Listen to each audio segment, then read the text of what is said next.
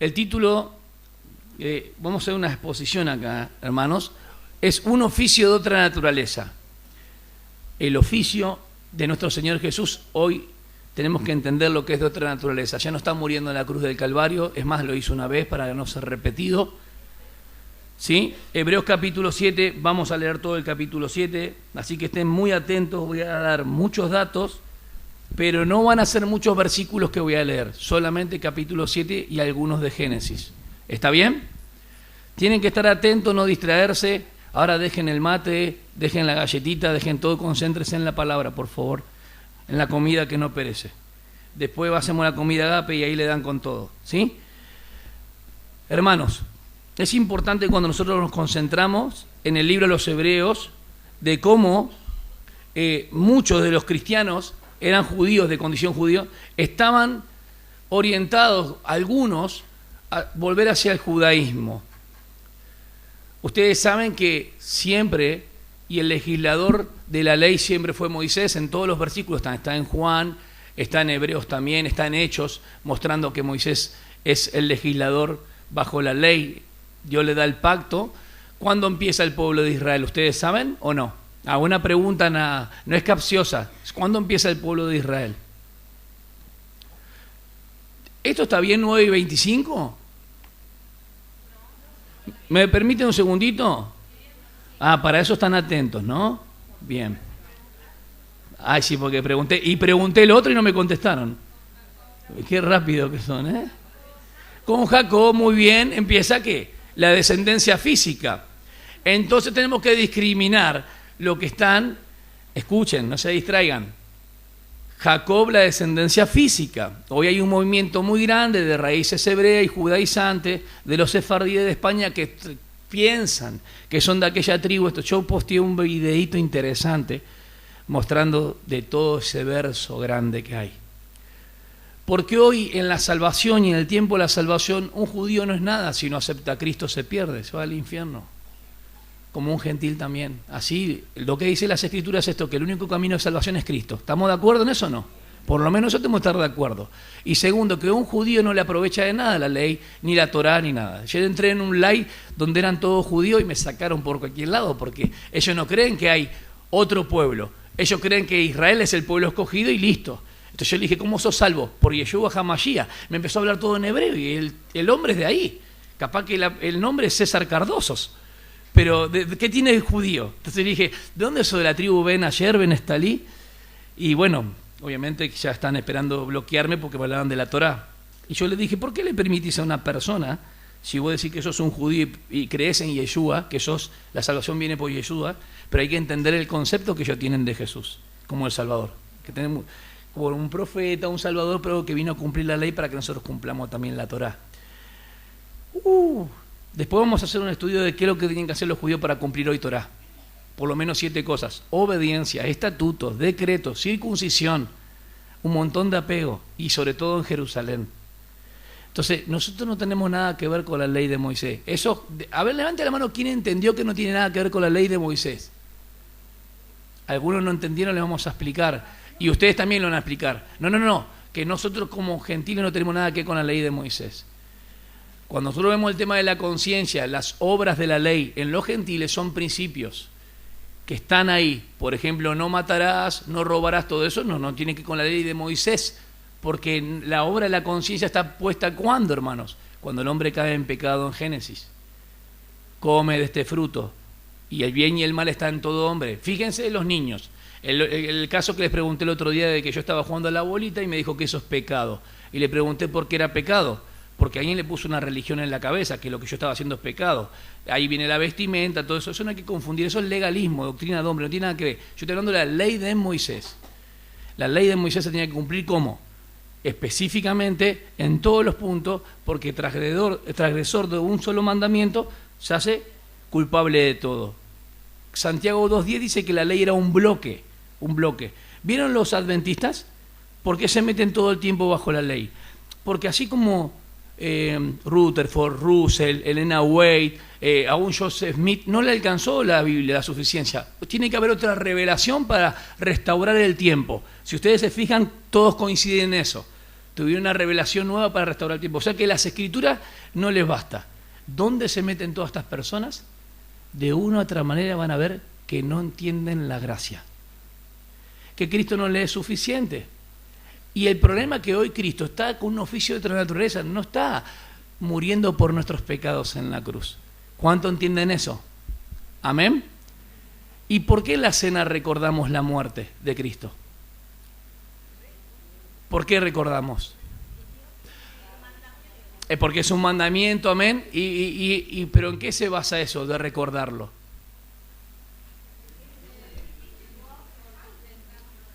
Excelente, cuando fuimos justificados al momento de creer. Pero ¿por qué tanto en la cena también del Señor se pide eso? Porque lo importante es siempre ir hacia la cruz donde inició nuestra vida con Él, como lo están diciendo.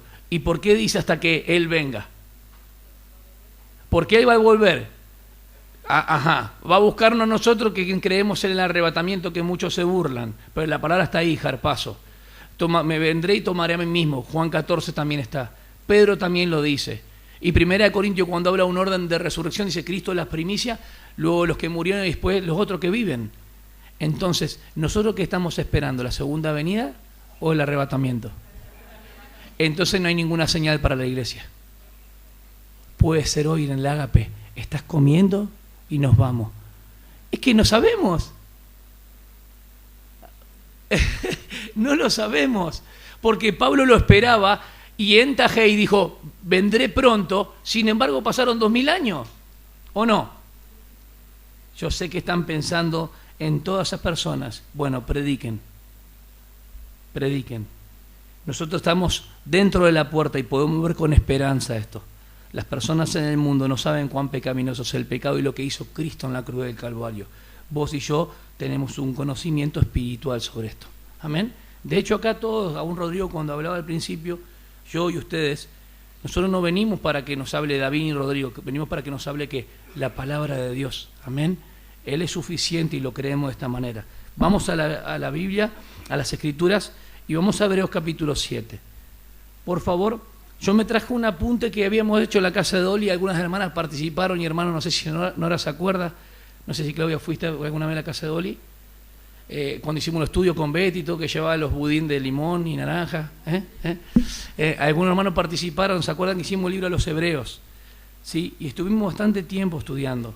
Estuve viendo algunas cosas interesantes que nos pueden ayudar a ver por qué el oficio de Cristo es de otra naturaleza. Y el estancamiento de las iglesias, ¿en qué está? ¿En qué consiste? ¿En qué consiste el estancamiento de las congregaciones? En quedarse los rudimentos y no avanzar. O sea, se quedaron en el tema de la fe inicial, se quedaron en el hecho del bautismo también que hacemos para la iglesia local, se quedaron en el tema de la resurrección de los muertos, se quedaron en el juicio eterno, que también lo sabían, que los judíos estaban hablando de manera clara, 6 cosas. Pero nosotros, ¿en qué momento nos quedamos en nuestra vida que no avanzamos? ¿Cuándo es que nosotros no avanzamos? Y pensé en 2 cosas, ¿no?, que me vienen a la mente. Primero, nos debilitamos cuando descuidamos las Escrituras. ¿Sí o no? Les pasa a ustedes, se descuidan un poco de la Escritura y empiezan a debilitarse. Y por más que ustedes oren y hagan lo que quieran, ustedes no se alimentan por la oración, se alimentan por la nutrición que es la palabra. Y les va a pasar eso. Y hay gente que dice, no, a mí no me cuesta nada orar, pero no leen las Escrituras. Por lo tanto, no están creciendo.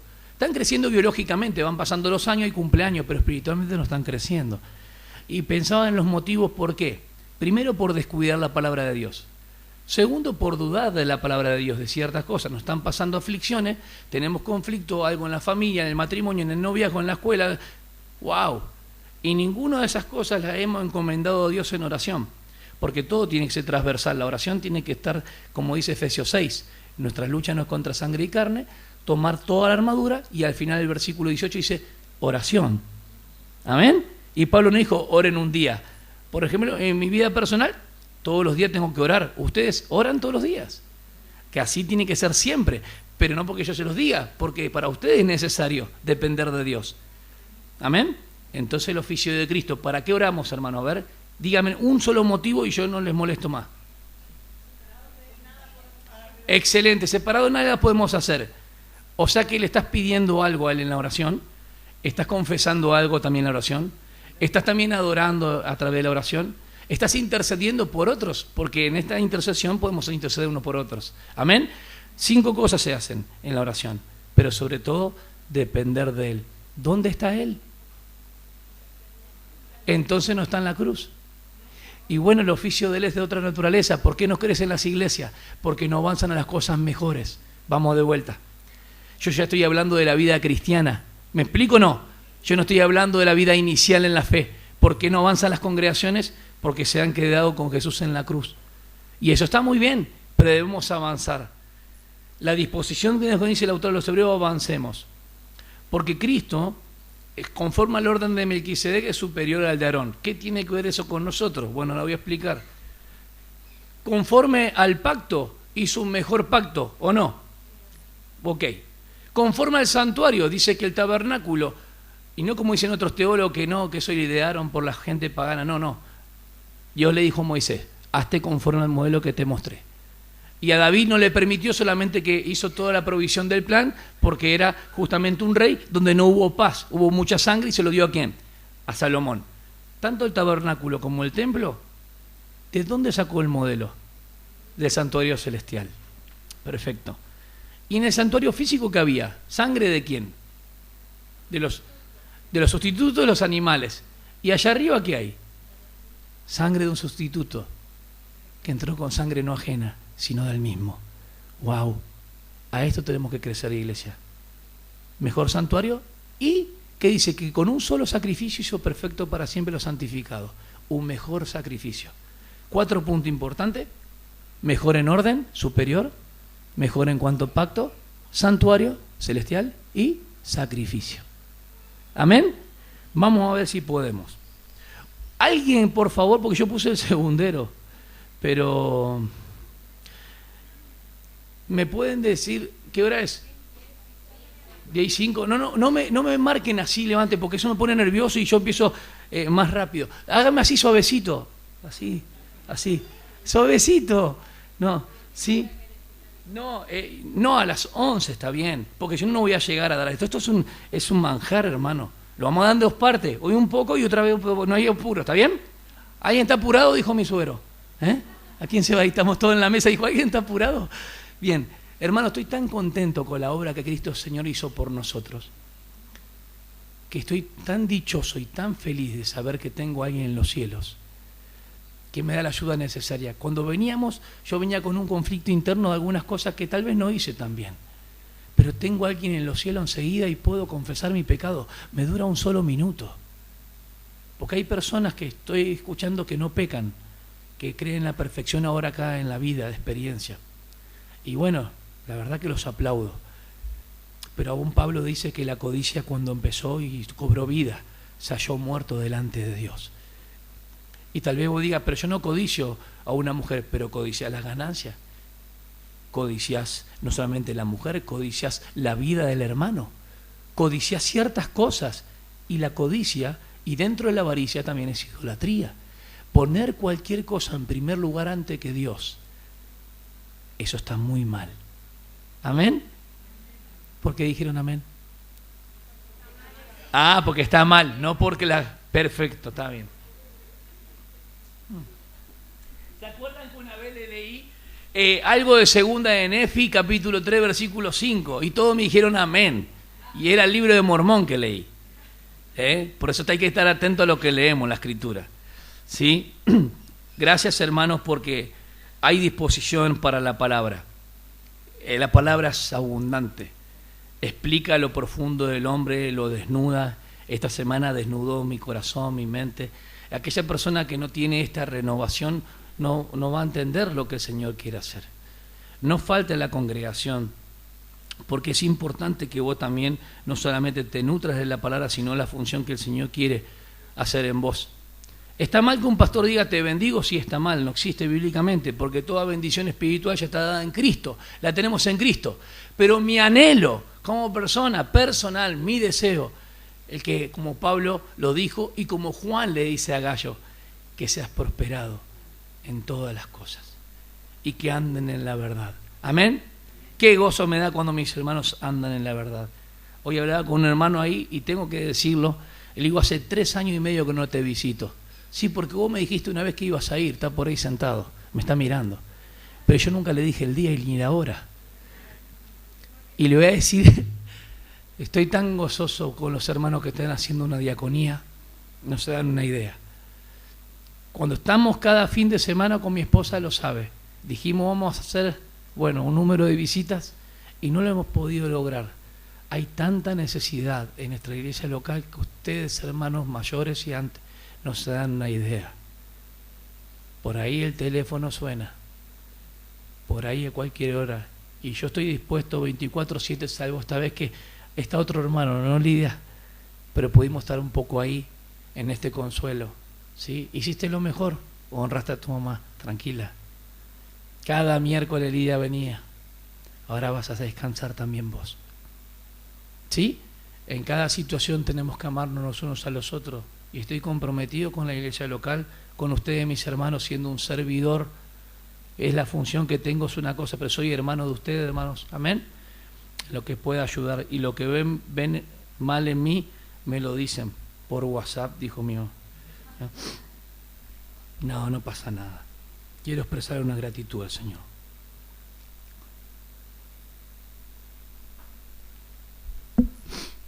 Señor, eres tan grande que muchos niegan la autoridad que tú tienes. Y ayer cuando expresaba que no existe ninguna indicación sobre que tú eres el rey de la iglesia, y aunque lo cantamos en 2 de las canciones, tú nos has dado un reino de sacerdotes. Y la gente no entiende esto, pero mis hermanos en la iglesia local hoy van a entender la posición que tenemos en Cristo, y de Cristo y el creyente en la vida práctica. Llévanos a través de tu palabra, que sea algo delicioso para ellos y para mí también. Que cada uno de nosotros pueda ser nutrido por la palabra viva y que pueda considerar a Cristo.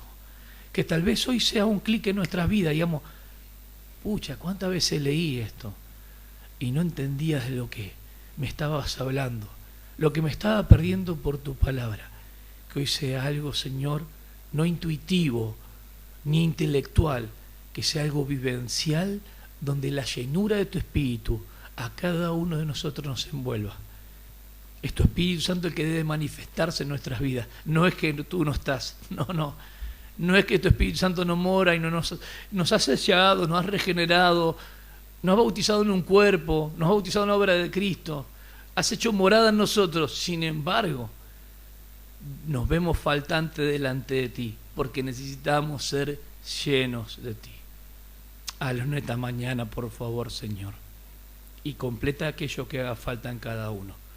Trae conversión, trae convicción de pecado para salvación, trae convicción de pecado para santificación, trae el hecho de comprometerse en la función que cada uno tiene, en la vitalidad del cuerpo. Un cuerpo que no funciona bien es porque muchas veces hay miembros que están mutilados, están amputados. Señor, de vuelta, ayúdanos a que cada uno los podamos considerar los unos a los otros como superiores a nosotros mismos en ti, y podamos ayudarnos, no para condenar, sino para salir adelante y poner ese hueso en su lugar, y cada hermano cumple la función, el ideal que tú has planeado para cada uno de ellos en esta congregación, sea de mucha vida y de mucha salud, para la gloria de tu nombre. Amén. Bien, consideremos a Cristo.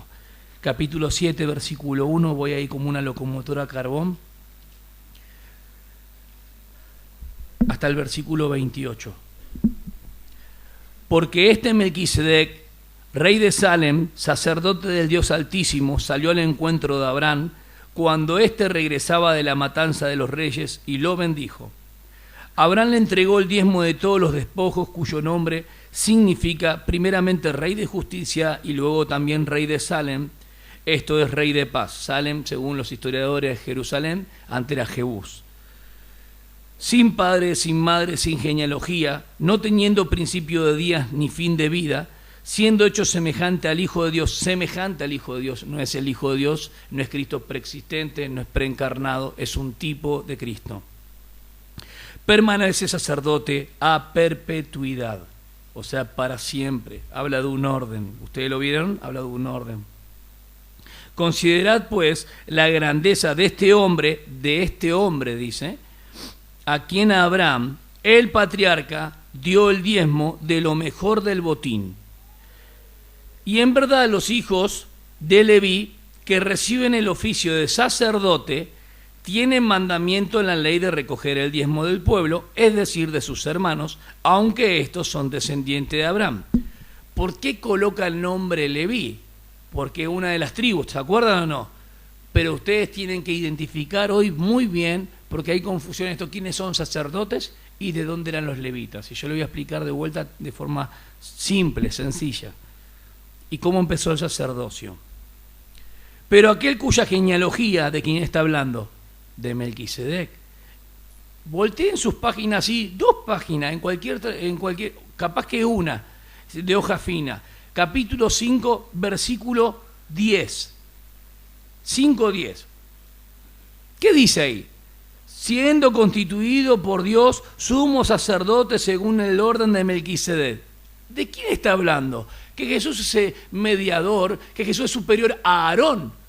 Y versículo 11, cuando le habla de la inmadurez a los cristianos judíos, obvio, miren qué dice la primera parte. Acerca de esto tenemos mucho que decir. ¿De qué acerca? De Melquisedec, del sumo sacerdote. Por eso vamos a hacer bien en prestar mucha atención. Sigue el tema. Pero cuya genealogía no viene de ellos, recibió el diezmo, perdón, lo leí mal, pero aquel cuya genealogía no viene de ellos, recibió el diezmo, está hablando de Melquisedec, de Abraham, y bendijo al que tenía las promesas. Melquisedec recibe el diezmo, y bendice a Abraham. Y si Abraham le da el diezmo y no le dio de su plata porque era rico, según Génesis 13, ganado y todo, de hecho a Lot no lo sacó con plata, lo sacó con fuerza, ¿se acuerdan? ¿Quién es este? ¿Qué semejante? ¿Qué superior? Excelente. Excelente. Y eso sucede muchas veces en Israel. Perfecto. Y sin discusión alguna, es la primera vez que aparece mayor acá, aparece perfecto, aparece excelente, pero la primera vez que aparece mayor es acá. Y sin discusión alguna, el menor es bendecido por el mayor. Aquí ciertamente hombres mortales reciben el diezmo, pero allí lo recibe uno de quien se da testimonio de que vive. Ayer escuché a un judío que él decía que el Mesías es solamente humano, como uno como Moisés, pero no puede ser Dios. Entonces yo ahí me enojé y le dije, ¿por qué le permitís, si vos sos un judío mesiánico, decir eso? Porque me está diciendo que Jesús no es Dios, ¿se entiende? No porque yo respeto la postura de los demás, no es respetar ahí. Esa persona está diciendo que Jesús es como Moisés, como un profeta. Y este es el punto de los hermanos que están estudiando Juan también. Acuérdense que el judío no conciliaba que el profeta es igual al Mesías. Le explico. En Juan ustedes van a encontrar que le dice, a Juan el Bautista vienen los fariseos, capítulo 1, 19 hasta el 51, y dice, ¿eres tú el profeta? No negó, confesó, no soy. ¿Eres tú el Cristo? No negó, confesó, no soy. El Cristo y el profeta para el judío eran 2 personas distintas, pero el profeta y el Mesías es el mismo. ¿Van entendiendo? No, es re fácil, le dice. Moisés dijo, levantaré un hermano entre medio de ustedes y a él lo oiréis. Si hablamos de la humanidad nomás, se van a quedar con un profeta terrenal, como fue como Moisés, y me va a negar que este se hizo carne, y que su función fue como profeta, despreciado, hoy está sentado como rey, pero hoy está como intercesor para la iglesia. ¿Amén? Cuando van los astrónomos, les llevan incienso, oro y mirra, la mirra dijimos muchas veces, se estudió en tabernáculo acá en seminario, como 15 veces tabernáculo dieron, hasta Cabrera trajo ahí y mostró. Mirra, ¿qué era mirra? El sufrimiento del profeta. Eso está ahí, es claro. ¿Y el sacerdocio qué era? El incienso. ¿Y el oro que representa? La realeza. ¿Está en los oficios de nuestro Señor, sí o no? Porque lo adoraron. ¿A quién? Al niño. ¿Sí? Otro va a decir al pesebre, ¿viste? Porque hay cada uno que dice cualquier cosa. Pero bueno, y si lo adoraron, es Dios. Y por decirlo así, por medio de Abraham, a un Leví que recibía diezmo, pagaba diezmo. Esto es que en los lomos de Abraham, cuando Abraham dio diezmo, pagó los diezmos ¿a quién? A Leví, porque Leví no iba a tener heredad entre las otras tribus, sino que Dios iba a ser su heredad. Y en esta misma forma, si ustedes ven, el pecado de Adán, en cierta manera, cuando pasó a nosotros, tiene que ver con algo, lo que dice Romanos 5:12. Cuando Adán pecó como representante, nosotros también. Pero ahora no lo voy a explicar. Seguimos adelante. Porque aún estaban los lomos de su padre cuando Melquisedec le salió al encuentro. Leví no estaba, ¿no? Estaba en los lomos de Abraham. Pero está mostrando algo interesante. Ahora bien, si la perfección era por medio del sacerdocio levítico, pues sobre esa base recibió el pueblo la ley. ¿Qué necesidad había de que se levantara otro sacerdote según el orden de Melquisedec? O sea, que era imperfecta tanto esa ley levítica, que era humana, ¿sí? Por más que Dios lo permitió. Y dice, y no designado según el orden de Aarón. ¿Por qué no designado según el orden de Aarón? Porque el orden de Melquisedec es un orden distinto al de Aarón. Porque no tiene genealogía. Y no tiene un padre tampoco.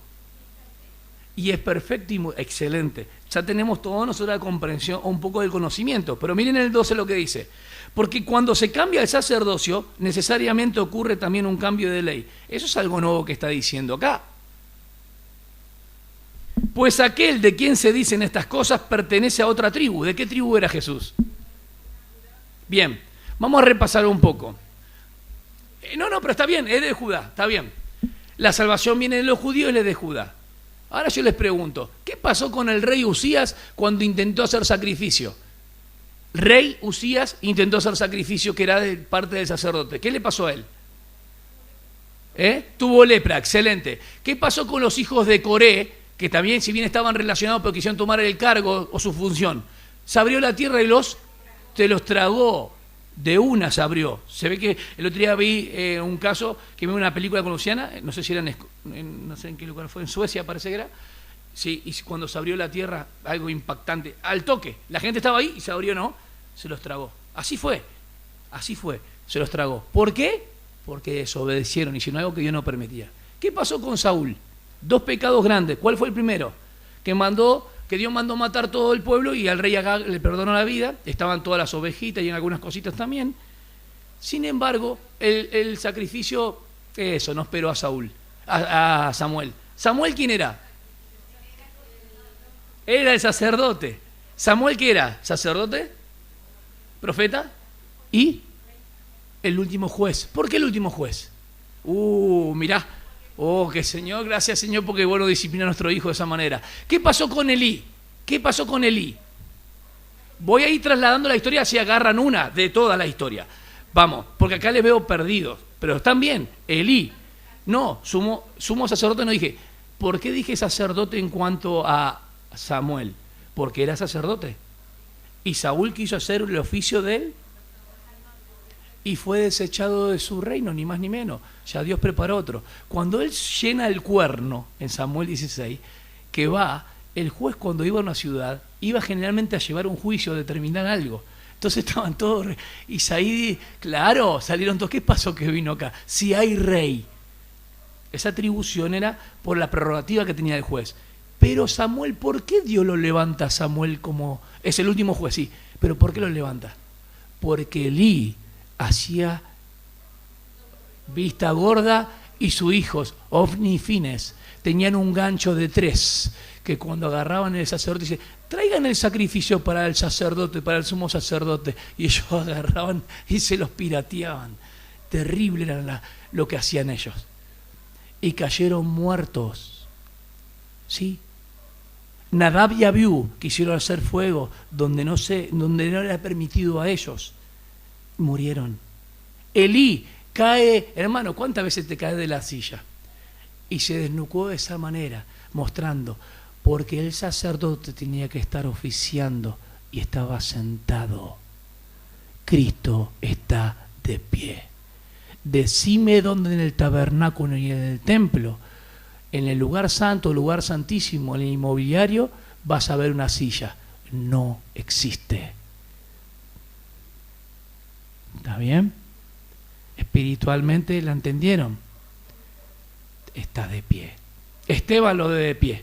Sea que represente algo más grande que hasta ahora no conozco, pero lo ve de pie al Señor Jesús. No le tengas en cuenta. Una expresión maravillosa de Hechos 7, y lo están apedreando, a vos te tiran un pororó y ya le querés tirar con una ametralladora. Y él estaban apedreando, y mientras lo estaban matando dice, no le tengas en cuenta. Ese es el gran capitán que pone ese espíritu en esa persona ferviente. A Juan lo hirvieron cuántas veces a Juan, el viejito, este no se muere, no se muere. Y traía más aceite hirviendo y él glorificaba a Dios. No lo pudieron matar, porque Jesús le dijo, vos verás al Hijo del Hombre, morirás de anciano, pero verás cuando yo venga. Y le dio Apocalipsis. Amén. Dios tiene el control de todas las cosas, de todo. Se está disparando para otro lado. Disculpen, ¿cómo empieza el sacerdocio? Para que se entienda por qué hablé de sacerdocio y demás. Bueno, el sacerdocio tiene una connotación bastante negativa al principio. Si empezamos de Génesis está bueno, porque decimos que Dios los vistió. Cuando el hombre pecó, hubo una necesidad, porque el pecado, la pena del pecado es la separación. Por causa del pecado nace el sacerdocio. El primero que lo ofició, ¿quién es? Dios. Dios lo vistió y le puso túnicas de pieles. No me dice que Adán y Eva fueron los que buscaron animales. Dios lo vistió. ¿Ustedes creen que Dios lo vistió o no? Ay, no sé cómo habrá sido. No, Dios lo vistió, punto. Cuando se habla de Moisés, Dios lo sepultó. Yo creo en eso. Yo creo en la palabra lo que dice. Dios lo vistió. Ah, no, pero habrá sido que Adán y Eva fueron y buscaron y ellos mataron. ¿Cómo Dios? Dios lo vistió. Él es el primero que hace el oficio. ¿Y qué está mostrando con eso? Que ahora para acercarse a Dios necesitan ¿qué? Un mediador. Avanzan un poquito más. Después del sacrificio de Abel, vemos la connotación más fuerte de Job. Job capítulo 1, versículo 5. Sus 10 hijos iban a las fiestas y por ahí le daban un poco más, ¿no? A la uva, ¿sí? No sé si al zumo, al jugo, pero le daban.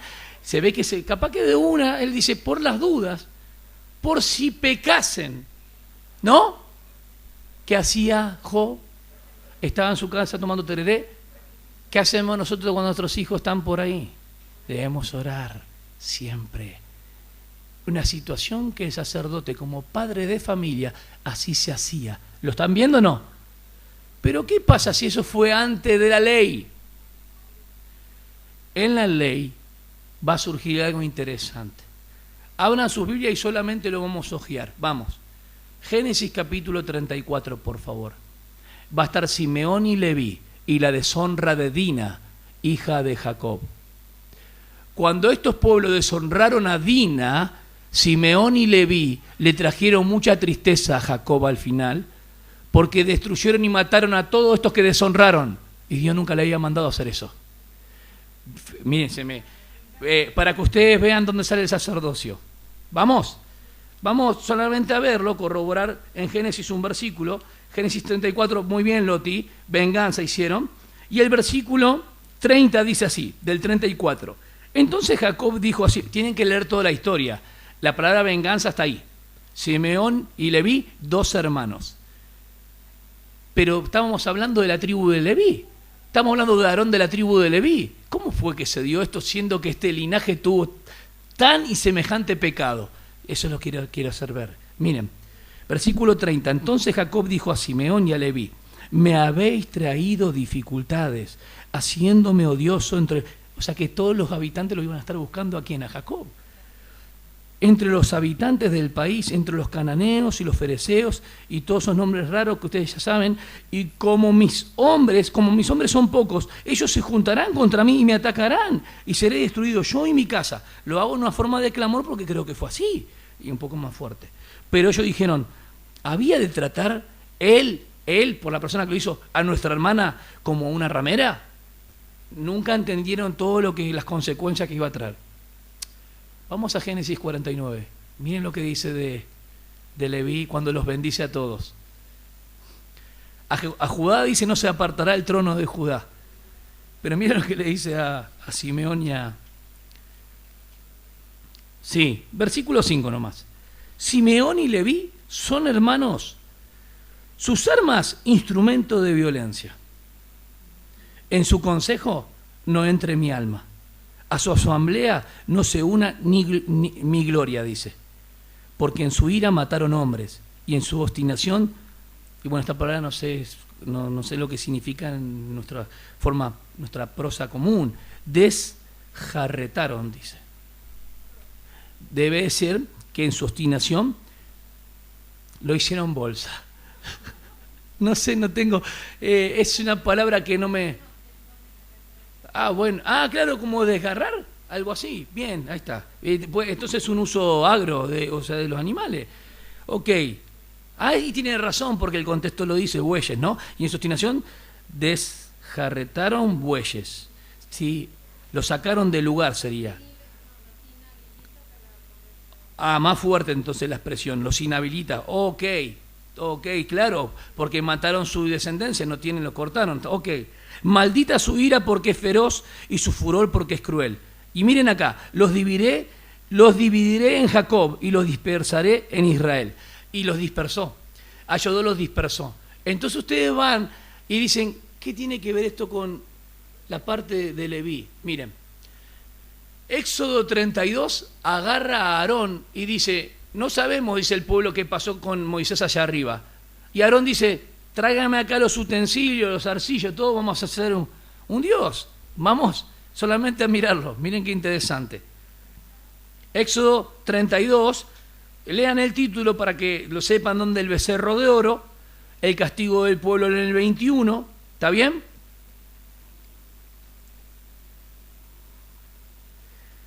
Y en el 32, el 25, después que pasó todo eso, lo que juntaron el oro, hicieron el becerro, versículo 25 dice, y viendo Moisés al pueblo desenfrenado, porque Aarón les había permitido el desenfreno. ¿Aarón quién era?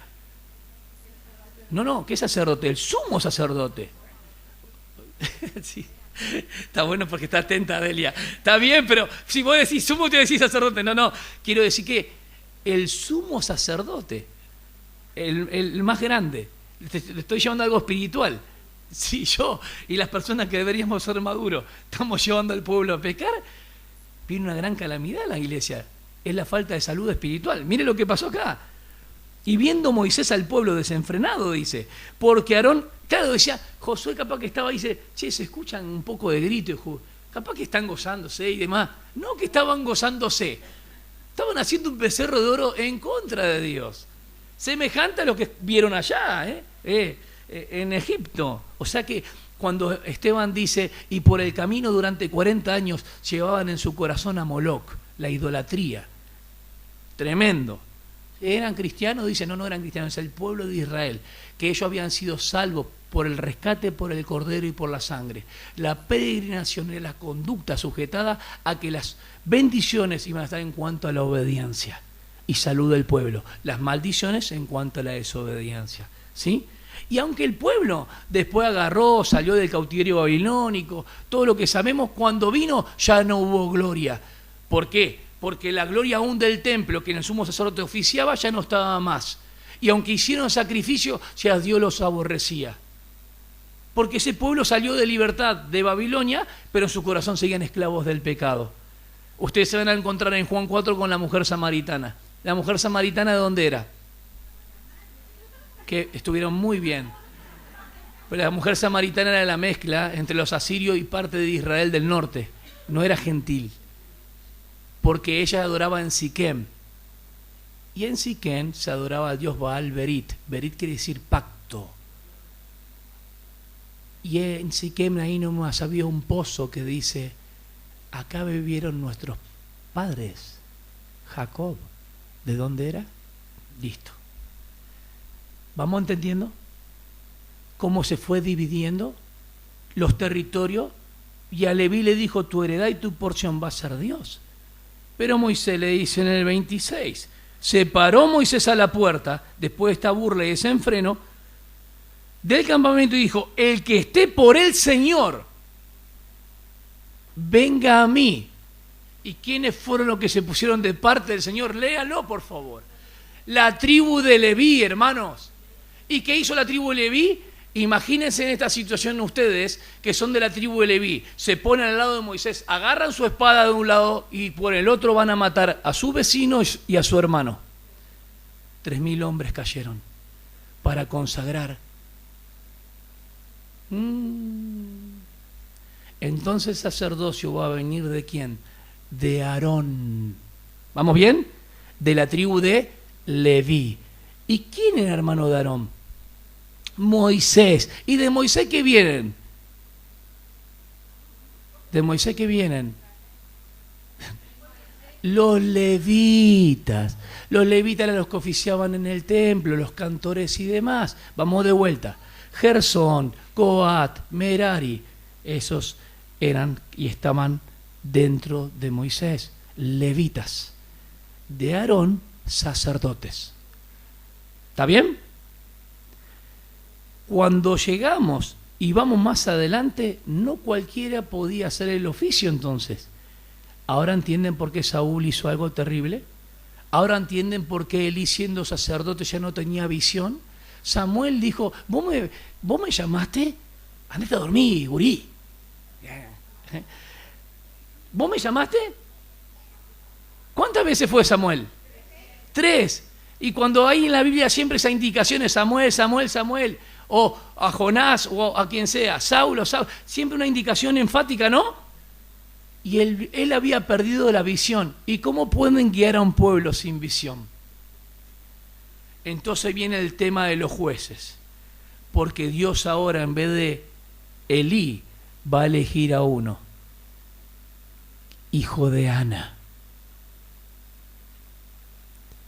Y en él iba a estar el respaldo.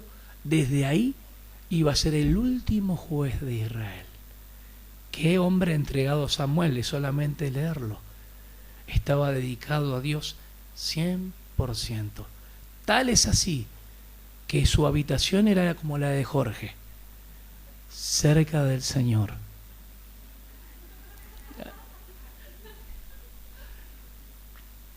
La mamá lo dejó ahí, hermanos. Imagínense, te lo entrego, Señor, porque tú me lo diste. Mirá, Janina ya le estaba mirando a su beba. No, eso pasó en ese momento. Imagínense, a Abraham, entregame a tu hijo a quien amas. Y en esa situación toda la historia bíblica. Bien, es un oficio de otra naturaleza. Podemos notar un paralelo en el sacerdocio.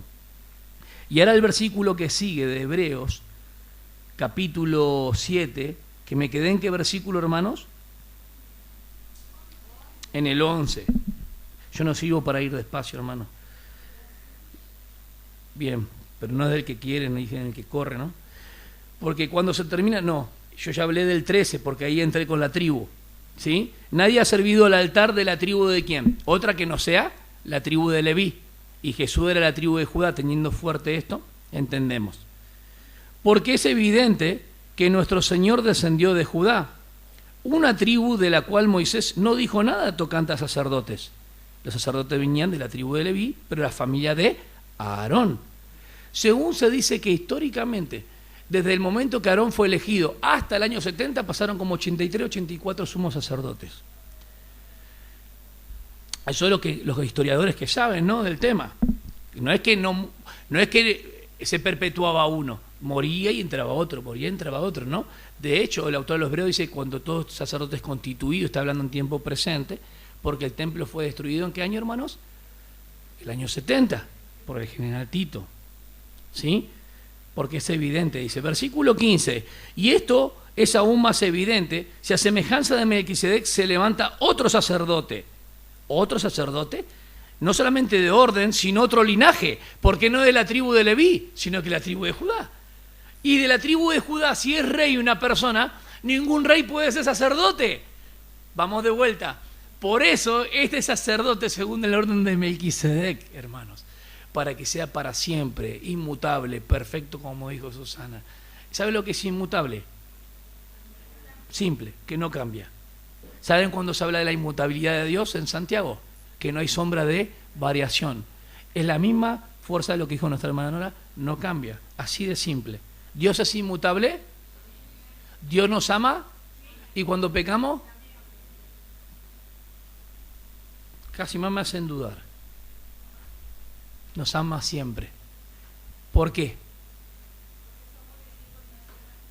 Sí, pero hay una perfección que hace eso. La misericordia. Dios ama siempre.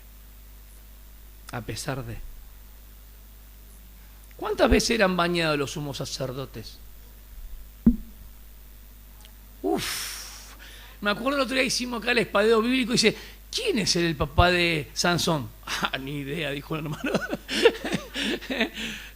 Muchas veces no, eran bañados una sola vez.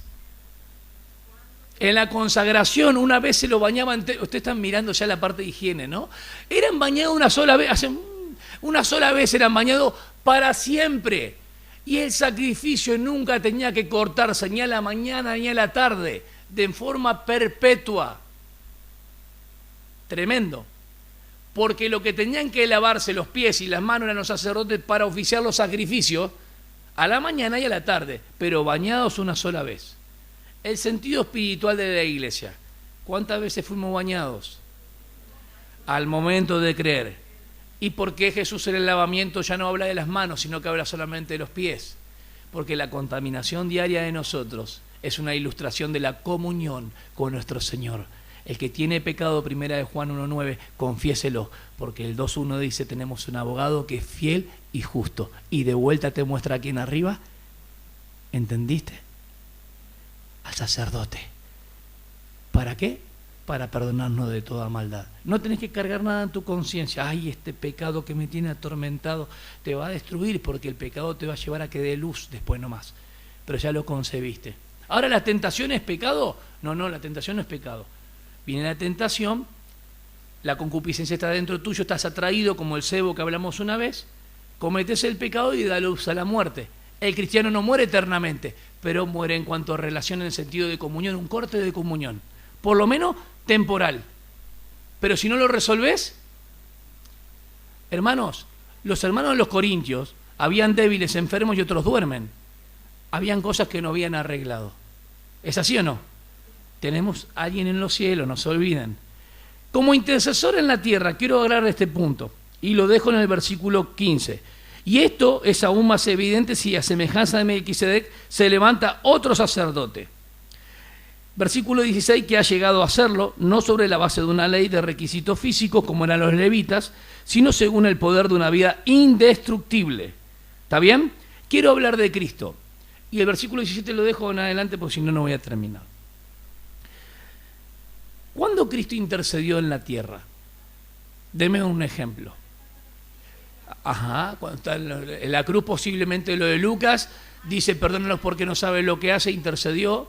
No está en el texto griego, pero podría ser que esté, que haya pasado. Cuando resucitó a Lázaro, claro, muy bien, porque María, pero fíjate que duró 2 días más él encima cuando se enteró la noticia. Porque era para qué? Sí, para la gloria de Dios, ¿no? Juan 17 ora por sus discípulos, ¿en qué sentido? Padre, todo lo que vos me dijiste yo ya se los di. Ahora yo te pido por ello. No te ruego que los quites del mundo, ni de Virasoro, ni de su familia, sino que vayan a ellos, pero con el poder de tu espíritu. Eso pasa en Hechos 2. Sino que tú los guardes del mal. Eso es intercesión. Amén. Dígame una intercesión a una persona en particular de Jesús. Excelente. Bien. Pedro, Lucas 22, 31 al 32 dice, Pedro, yo he orado por ti, traducciones, para que tu fe no falte o no falles, pero vuelto dile a mis hermanos y hermanas. ¿Vuelto cuándo? Después de ese proceso. Después de ese proceso. ¿Intercedió por él, sí o no? Cuando hizo él una oración al Padre, ¿oraba él mismo a Dios mismo o oraba al Padre, otra persona distinta? Porque dice, claro, porque algunos piensan que Jesús estaba orando a sí mismo, como es Dios. No, estaba orando al Padre. Miren, Padre, si puedes o si quieres, pasa de mí esta copa, hablando de lo que iba a pasar en la experiencia de la cruz, cuando iba a cargar los pecados, lo tenemos bien claro. Pero dice, que no se haga mi voluntad, sino la tuya. Es obvio que nos está mostrando la lucha intensa que tuvo en su humanidad. Él no podía pecar, pero en su humanidad sentía ese peso y esa experiencia que no podemos explicar con palabras ni con teología. Él ahí sudaba grandes gotas de sangre. Y una persona puesta en presión psicológica fuerte en su alma y demás, si ustedes lo estudian médicamente, dicen que puede suceder ciertas cosas por la presión. Yo lo creo, que él estaba ahí una presión muy grande, le dijo, velad, y no han podido velar ni una hora, lo dice así explícitamente, porque los que venían venían con palos, ¿sí? Venían como soldados, y el que venía con ellos venía a entregarlo con un besito. Estuviste conmigo y me entregas con un beso. Entonces, Jesús padeció el desprecio de las personas. Los que alimentó en Juan 6 fueron los que dijeron después en Jerusalén que se juntaron: crucificadle. Judas lo vio como una persona inocente, lo llama rabí, nunca lo llamó Señor ni Hijo de Dios. Lo tuvo como un profeta, como un Mesías libertador del Imperio Romano, pero cuando Jesús dijo que era necesario que él padeciese y muera, este no puede ser el Mesías. Lo mismo pasó con los fariseos. Jesús fue despreciado entre los hombres. Es verdad esa escritura. Varón de dolor, experimentado en quebranto. Y el pueblo de Israel, ¿saben qué hizo? Apartó de él y le vio a él como azotado y como herido de Dios, como un impostor. Está muriendo por su propio pecado, por decirse que es Dios. La figura que tienen los judíos hoy es del sacerdote que se va a restablecer. Pero tienen una confusión muy grande, porque el sacerdocio que habla para más adelante que la iglesia ya sea arrebatada es el sacerdocio de Sadoc. Porque Abiatar y Sadoc, que son los sacerdotes del Viejo Testamento, Abiatar se puso de acuerdo con Absalón cuando se sublevó ¿contra quién? Contra David y Adonías. Y Sadoc dijo: no, esto no está bien. Y Dios vio la fidelidad de Sadoc. Y cuando dijo David: por favor, trátenlo bien a Absalón, Joab fue uno de los que lo mató. Y Sadoc con el hijo dijeron: esta noticia hay que darla igual. Y el etíope corre mostrándole a David. No era una buena noticia, porque la buena noticia era recompensada.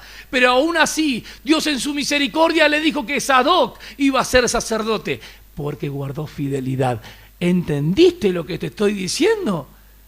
Vale la pena servir a Dios. Vale la pena jugarse por Cristo. Es una ilustración vivida, literal, que les pasó a ellos, y por el cual el otro, Abiatar, se puso como cómplice y de parte en contra de David, que era un ungido de Dios. Y dijo Sadoc: no, yo no soy parte de esto. Nosotros tenemos que ser imparciales, denunciar el pecado, restaurar al débil en la fe y comunicar las verdades preciosas, las virtudes de aquel que nos amó, sin tener pelos en la lengua. Rodrigo lo dijo claro: el Evangelio de la gracia es este, que Cristo murió, fue sepultado y resucitó. Bien, estuvieron bien. Lucas 22:32 intercedió por Pedro. Lucas 17:9 intercede por los suyos. Lucas 17:20 es más extensivo: por los que han de creer. Ahí quería llegar. ¿Y qué está haciendo hoy? Entonces estamos en el tercer punto. Lo que intercedió: Padre, toda la obra que tú me hiciste para que hiciese en la tierra, ya la hice. ¿Cuál era la hora? Miren, enfoquen. Juan 2:4, todavía no es mi hora. Juan 7:30, todavía no ha llegado mi hora. Juan 8:20, no ha llegado mi hora. Juan 13:1, los amó por extremo hasta el fin. Cuando los buscan unos griegos que ni los atendió Jesús, si el grano de trigo no cae en tierra y no muere, no da fruto. Cuando sea levantado, escuchen bien, a todos atraeré a mí mismo. Ha llegado mi hora. A Cristo no lo pudieron matar si Él nos ofrecía voluntariamente, y en la forma que Él vino a ofrecerse voluntariamente iba a ser solamente en el tiempo. ¿Cuándo? Cuando en la cruz carguen los pecados. Amén. ¿Quién es el que tenemos en los cielos? Es la misma persona que se dio por nosotros en la cruz. Y si murió por todos nuestros pecados y Él es fiel y justo, puede perdonarnos también de toda maldad y con lo que luchamos en nuestra conciencia. ¿Por qué no consideramos iglesia a Cristo? Él intercedió en la tierra. Vamos al sacrificio. Juan 10:11. Yo, el buen pastor, da su vida por las...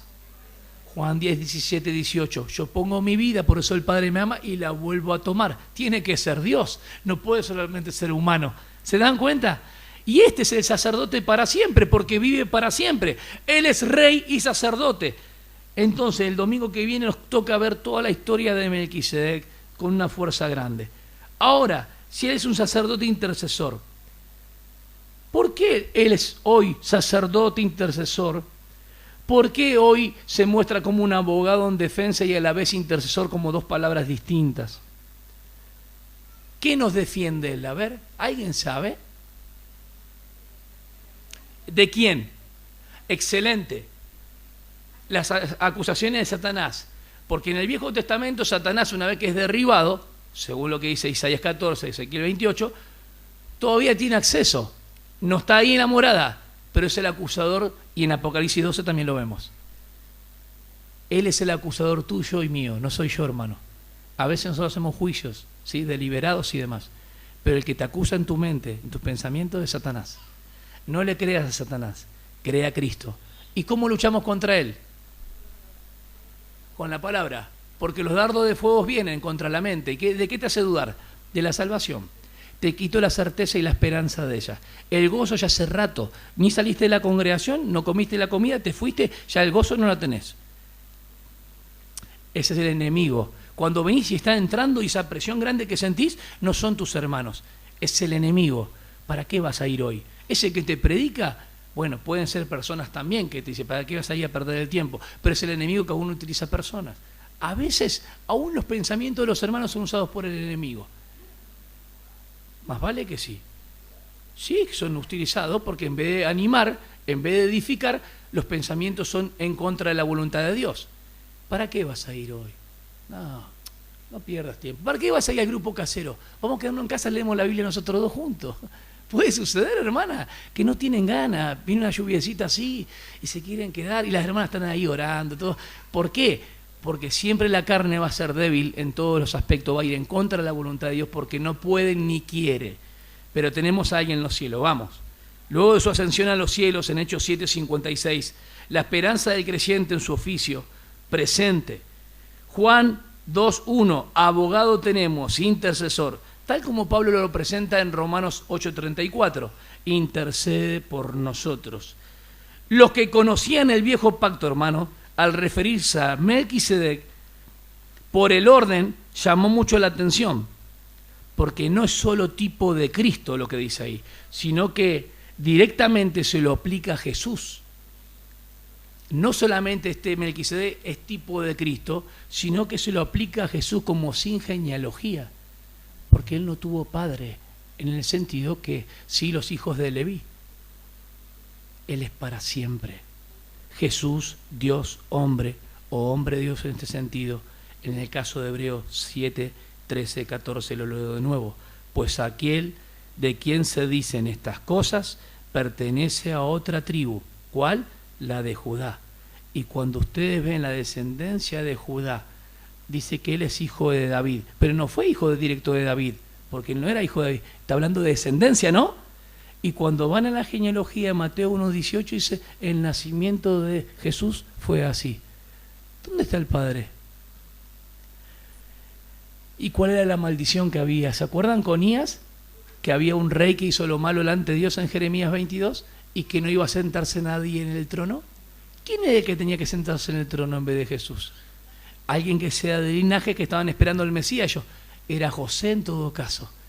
Pero José no podía, porque era solamente un simple hombre. Y acá me habla de alguien que es descendiente de David, pero a la vez es sacerdote para siempre. Entonces no puede ser alguien que venga de sacerdocio de Aarón. Este Jesús es el que adoramos, el que con las Escrituras cada vez nos comprometemos más y entender que es un orden superior y el oficio de él es de otra naturaleza. El argumento histórico de Melquisedec, que habla de que él se encuentra y de que éste lo bendijo a Abraham o le dio las promesas. ¿Qué promesas fue las que le dio a Abraham? Primero, que lo iba a bendecir, una nación grande saldrá de ti y todas las naciones serán benditas ¿en quién? En Abraham. Perfecto. Pero dice que Melquisedec, ¿sabe lo que significa Melquisedec? La palabra lo dice, ¿no? Rey de justicia, rey de paz. Así es. En Cristo, como tipo de Cristo, Nosotros hemos obtenido la justificación y la justicia por la obra de Cristo Jesús en la cruz. Y la paz ha sido un resultado de esa entrega que hizo Él. Porque Él es el mismo. Hebreos 13:8 concluye, Jesucristo es el mismo, ayer, hoy, por los siglos. El mismo que es sacerdote, es el mismo que es rey. Amén. El mismo que es sacerdote, Él mismo es el sacrificio perfecto. Señor, tú eres grande y eres abundante.